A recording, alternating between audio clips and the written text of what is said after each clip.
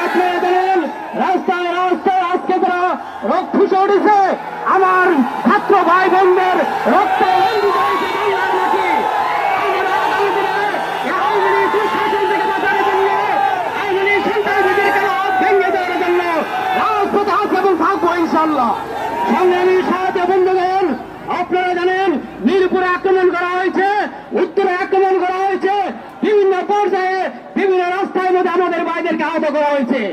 আজকে সমাবেশে আগত ভাইদেরকে রক্ত রঞ্জিত করা হয়েছে। গত 2 দিনে